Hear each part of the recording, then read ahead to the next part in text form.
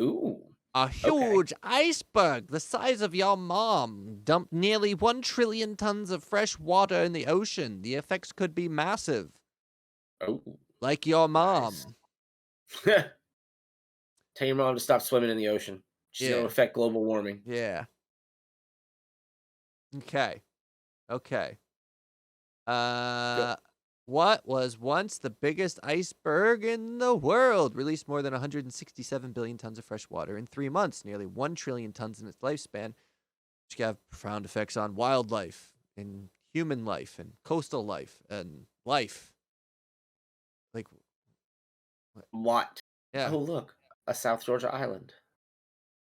Where do you see that?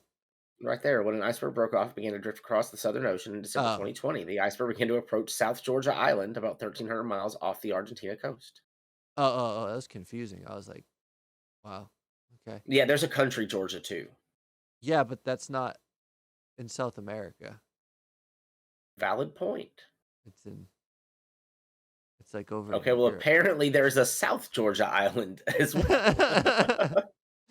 Scientists said the iceberg broke apart just before it could have hit the seabed. A collision could have seriously damaged the island's ecosystem, including killing wildlife. A team of scientists then examined the size and thickness of the iceberg since it first broke off. Using 3 satellites, the team found the iceberg had released more than 167 billions of water. You're just repeating yourselves. That is a huge amount of meltwater. No shit. Yeah, it's a lot of meltwater. Movement from cold waters along the Drake Passage to the warmer Scotia Sea near the island.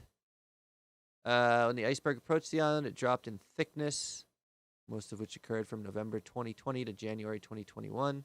By April 2020, it completely melted. Jesus. Look at that. A 2,485-mile journey since it broke off in 2017. Took it 4 years to melt, Ayo. almost. Yeah, that's crazy.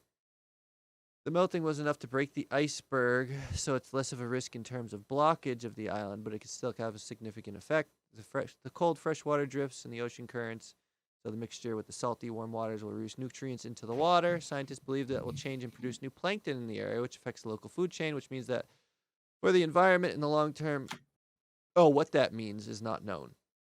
Next thing we want to learn is whether it had a positive or negative impact on the ecosystem around South Georgia because A680A took a common route across the Drake Passage. We hope to learn more about the iceberg taking a similar trajectory. Well, I mean, it didn't crash into the seabed. It didn't raise water levels too much in the area, I would imagine. So I don't imagine it affected the local ecosystem too much.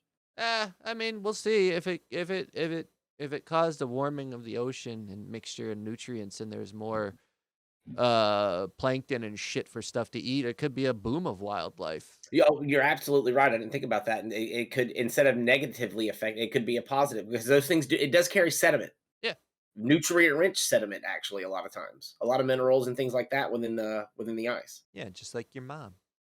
You know what? You keep talking about my mom, No, the audience, not and I'm not you. going to do anything about it.